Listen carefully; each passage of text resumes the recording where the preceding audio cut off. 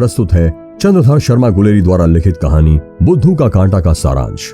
जैसा कि हम सभी जानते हैं कि जीवन में माता पिता दोनों ही महत्वपूर्ण होते हैं, लेकिन माँ की भूमिका सर्वश्रेष्ठ होती है, क्योंकि बेटियों से ज्यादा बेटे अपने माँ के करीब होते हैं। कुछ लड़के ऐसे भी होते हैं जो स्त्री के नाम पर सिर्फ अपनी माँ को ही जानते हैं।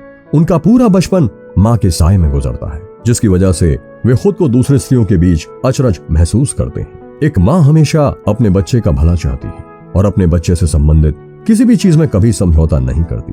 बेटे की शादी करके सास बनना हर माँ का सपना होता है। वो सास बनकर 4 लोगों में अपनी प्रतिष्ठा बनाना चाहती है, परंतु स्त्री जाति से भिन्न पुत्र सिर्फ इसलिए विवाह बंधन में बंधता है क्योंकि विवाह उसकी दृष्टि में एक आवश्यक किंतु दुर्गे के बंधन होता है, जिसमें सभी मनुष्य फंसते हैं। ऐसी ही कहानी रघुनाथ की है।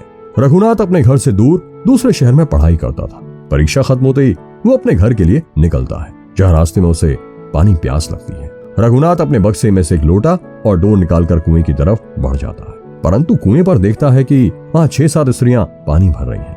रघुनाथ यदि चाहता तो किसी भी पानी भरने वाली स्त्री से पानी मांग सकता था, परंतु उसने अब तक अपनी माता को छोड़कर किसी दूसरी स्त्री से कभी बात तक नहीं की थी। स्त्रियों के सामने बात करने को उसका मुंह ना खुला। पिता की कठोर शिक्षा से बालकपन में उसमें ऐसा स्वभाव पड़ गया था कि 2 वर्ष प्रयाग में स्वतंत्र रहकर भी वह अपने चरित्र को केवल पुरुषों के समाज में बैठकर पवित्र रख सका था। रघुनाथ को कभी स्त्री विषय कल्पना ही नहीं होती थी। वह मानवीय सृष्टि में अपनी माता को छोड़कर और दूसरी स्त्रियों के होने या ना होने से अनभिज्ञ था। कुएं पर इतनी स्त्रियों को इकट्ठा देखकर वह सहम गया। उसके ललाट पर पसीना आ गया। क्या स्त्री जाति से भिन्न रघुनाथ अपनी प्यास बुझा पाएगा? क्या रघुनाथ कभी विवाह के बंधन में बंध पाएगा? आइए जानते हैं रघुनाथ के जीवन की इस अनसुलझी कहानी को सिर्फ बुक्स एंड बॉयज पर।